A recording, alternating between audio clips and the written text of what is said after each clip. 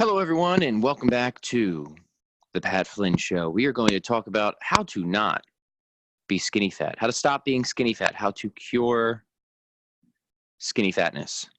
And this is a question that comes up pretty commonly, especially for people who are just getting into strength training and weightlifting. And it's something I have experience with myself, not just training clients who fall under this category. But I had a skinny fat phase myself. First, I had a properly fat phase, just nothing skinny about it. Then I went from that to a skinny fat phase, where I made pretty much all the classic mistakes, if you want to call it that promote this type of skinny fat physique. And we know what I'm talking about, right? When we talk about the skinny fat physique, it's somebody who's relatively thin, but they're not muscular, and they've just got those pockets of pudge. All about. That was me. And I was eating really low carb. I was not really eating much protein. I was engaged in no strength or resistance training, pretty much of any kind. And my exercise was essentially all cardio, a lot of running, a lot of riding the old bicycle, things like that. So as long as you do all the opposite of that, you'll be pretty much good to go. But no, I was there for a while in this skinny fat phase in high school. And it was frustrating to me because I felt like I was working really hard, and I was working really hard. So if you're listening to this and you're like, yeah, that's me, I'm struggling with being skinny fat. I want to reassure you, it's probably not because you're working hard. It's probably not because you're not working hard. Let me rephrase that. And the vast majority of the clients that I've worked with who fall under the skinny fat category, all of them have typically been very hard workers. They work out a lot. They also work a lot. They tend to be very stressed in their general life, just keeping up with the Joneses. And they're trying to eat right. They're working hard on their nutrition. I would say the majority of the time, it's not for a lack of effort that people fall into the skinny fat category. It's for a lack of effectiveness. It's for a lack of efficiency. It's for a lack of just doing the right things and doing things right. So hopefully we can keep this episode relatively short, because I think I have a solution. I think I have a solution to at least help with the problem of being skinny fat. How do we get out of that? Well, we can kind of hint at it from everything that I described that I was doing that promoted being skinny fat, that I have stopped doing, and has enabled me to get away from that. If I were to do four things, offer four ideas for how to develop a harder, leaner physique, not just a leaner physique, but a harder, leaner physique. Number one, you have to be engaged in strength training. The number one solution to skinny fat is resistance training. It's getting strong, and not just your formulaic men's health bodybuilder type approach, but I mean doing the big lifts at a significant intensity, lifting heavy, using the big compound movements at least twice a week. You can do more, but at a minimum twice a week. We're talking deadlifts, presses, double clean and press if you're doing kettlebells, front squats, back squats if you're doing barbells, dips, pull-ups, rows, the big lifts, the multi-joint compound lifts that have a high degree of neuromuscular facilitation, and pushing the weight. What is pushing the weight? Somewhere I would say between 5 to 12 reps for these big exercises, and within an intensity range of like 2 reps to technical failure. And that's a good balance between strength and hypertrophy, where you're going to be fine-tuning the nervous system to be strong. You're going to get that hormonal cascade that's going to promote all those good things that will help to wash away the skinny fatness, and you will signal to your body to build muscle as well. So somewhere between 5 to 12 reps, within 2 reps of technical failure for intensity, across the big lifts, push, pull, hinge, squat, carry, twist, throw, somewhere between 2 to 3 days a week. Just that's your baseline minimum effective dose of what your training needs to look like. On top of that, I would say cut down on the long, slow cardio efforts. Not because cardio is bad for you, but those moderate intensity efforts seem to suck up a lot of time of people who are skinny fat. And a lot of people tend to be obsessive with it. Like, again, it's not usually a problem of not working hard. Often, so many of my clients who've come to me because they didn't want to be skinny fat anymore, we're spending an hour or day or more on the treadmill. We're spending an hour or day or more on the elliptical. Knock that out. In fact, you can knock it out completely if you want. And focus on the big compound lifts. Like I said, 2 to 3 times a week, pushing the intensity. You have to push the weight. You have to, your body will only respond to the demands that you impose upon it. If you're not imposing demands, you will not get a response. You have to push the intensity. Then if you want a conditioning element, do some kettlebell complexes. Work some metabolic conditioning. I got a million of them. Go to 101 kettlebellcomplexes.com. That's the numbers 101 kettlebellcomplexes.com. I have a free collection of 101 kettlebell complexes. Use those twice a week, or as a finisher to your primary workout. That will take care of your conditioning needs. And then if you want to do more movement on top of that, which I do recommend, walk. Brisk walking is great. It helps you to recover. It helps you to burn more calories. It's a great tool, especially to like lose that last little bit of body fat. So if you're already relatively lean, but you just want to lose that those last 5 to 7 pounds, brisk walking is a really good idea. And it's fun. I love walking. I think it's great. So yeah, walking. So high intensity, very high intensity stuff and very low intensity stuff. And let's just kind of carve out the middle for the time being. Again, nothing against running, nothing against those moderate efforts. But if this is the goal, to forge a leaner, harder physique and to get away from being skinny fat, let's just spend less time in the middle and more time on the extremes, the really high intensity and the really low intensity. Going to have a sip of my coffee. I literally just rolled out of bed. It's still very dark outside. See my Fox mug? Isn't that nice? You can't see it if you're just listening, but now that we have the YouTube thing going on, we can look at all kinds of cool stuff. Oh no, that reminds me, I forgot the sponsor of the show. Hey, this is going to tie in. So let me give a deserved shout out to my good friends over at Legion Protein. So look at the size of this thing. Again, on YouTube, it's like a 40,000 pound jug of protein. You get jacked just lifting it. You don't even have to eat it. These guys are great. And they're a sponsor of the show. So if you want to help the show, please consider grabbing a jug of Legion Protein. Head over to buylegion.com/Pat. Use the coupon code PAT20 at checkout. You will get 20% off everything in your first order. So stock up. Grab this giant jug of the Dutch chocolate. This is my favorite. I wouldn't recommend it to you if it was utter garbage. It has to be at least above the level of taste of a folded up paper towel, and it meets the Pat Flynn standard, I promise you. Actually, it's quite delicious. It's a great quality grass-fed protein powder, and I honestly endorse it. So if you need a protein refill, if you're looking for a new protein supplement and you want to support what we're doing here, buylegion.com /Pat. Please use that link and then use PAT20 at checkout. Knock 20% off. It's a win-win. Okay, that actually ties in nicely to the second point. Nutrition, protein. You don't have to use a protein powder, but here's where that as a tool can really help. Because most people like me, my diet when I was skinny fat was essentially just low fat, relatively low protein, high carb. For whatever weird reason, I was eating a lot of low fat animal crackers. I thought that was healthy at the time. The things you do along the way in your fitness journey as you're hopefully getting educated. So I would eat a lot of cereal. I would eat a lot of animal crackers. I would eat a lot of just like granola, stuff like that. And it wasn't until I kind of fundamentally flipped that. You don't, and I wouldn't say you shouldn't go like necessarily zero carb. You can go lower carb, and that can help with the whole skinny fat thing, but it's not necessary.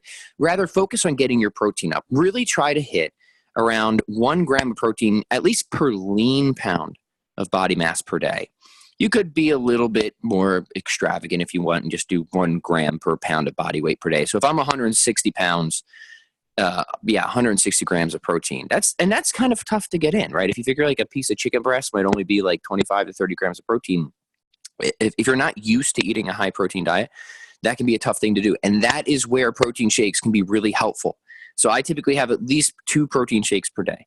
And you know, if you've been listening to my stuff for a while, that I'm a big fan of strategic meal replacements, especially for body recomposition, hunger control, craving control, weight loss. They're a great tool. They're really well studied.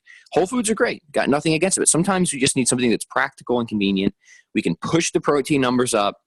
We can increase our satiety. We can mix in a lot of great fruits and vegetables. So I am an unabashed, unashamed, unapologetic supporter of protein shakes and strategic meal replacements. I've been, for me personally, they've been a staple of my diet for at least 15 years now. And I love it. I love the taste of shakes, so it's not an issue for me. I know some people just try different recipes. Try different recipes, try different flavors. I'm pretty sure you'll find something you like. Like, what's not to like about good quality protein, lots of fruits, vegetables, some like nut butter. It's delicious. It's great. Like, I look forward to that. So you need to get your protein up. You need to get your protein up. If you focus on just increase it, like, I always like to think about what's the fewest things you can change or tweak to experience the biggest and best results, right? We don't want to have to try and overhaul every single thing about our lives all at once. That can become overwhelming. It can be very intimidating. It can cause us to lose motivation and quit. So let's focus on the biggest, like, big doors sometimes swing on little hinges, is a saying. High intensity resistance training, getting your protein up. Those are the two major factors if you want to win the war against skinny fat, okay? I promise you, if you do nothing else but start lifting heavier and increase your protein significantly, you're going to be happy with your changes, okay?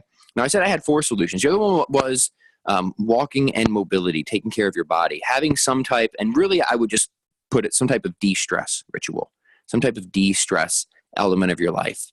Now this could be a lot of elements, frankly, but what I said before about how a lot of people who fall into the skinny fat category tend to be really, really high strung, really stressed out for many reasons. And we know that living a high stress lifestyle, having cortisol just leaking out of your fingernails and eyeballs, not conducive for building lean muscle mass. Very conducive for being skinny fat, not conducive. So we want to try and shift we want to try and to be hormonally optimized.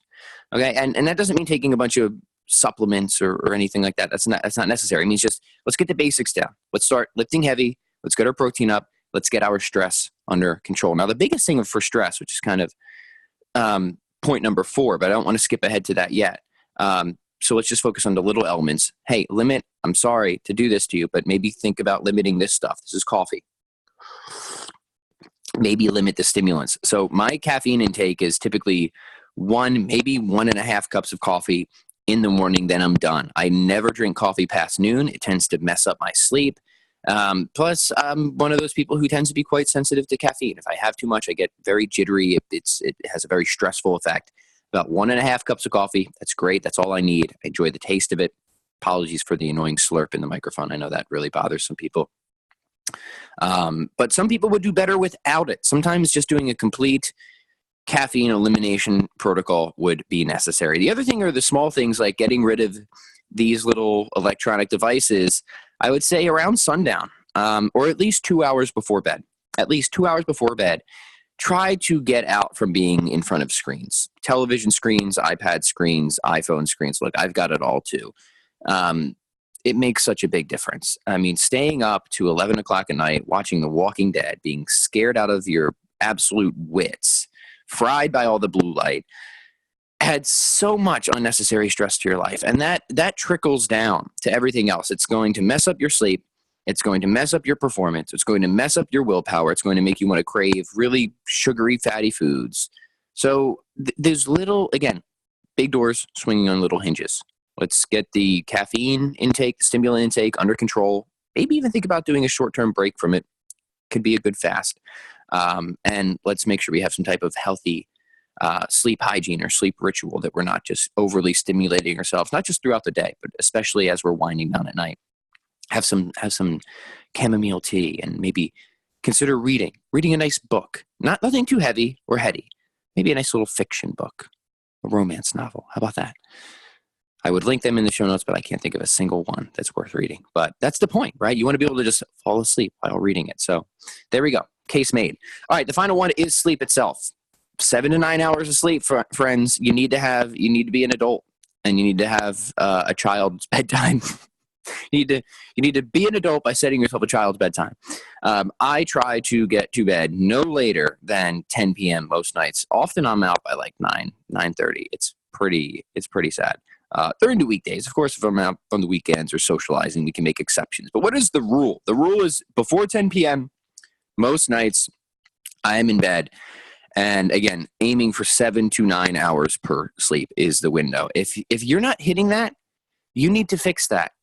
Again, it's one of those things where people often miss the forest for the trees. They're wondering why they haven't reached their fitness goals. They're wondering why they're still skinny fat, but they're only sleeping like 4 to 5 hours a night. They're up most of the night watching garbage television. They're completely strung out on sugar and caffeine. And if they're exercising, they're just doing that long, slow, trudging, moderate intensity cardio effort. So they're just doing absolutely the opposite of everything that I've just described. Well, let's fix that. And you don't need to add a bunch of supplements as much as I like my protein powders here. That's a bad idea. Supplements are in addition to, not instead of. In addition to, not instead of. So what does that mean? That means the basics, the fundamentals. Let's get these down first and foremost, okay?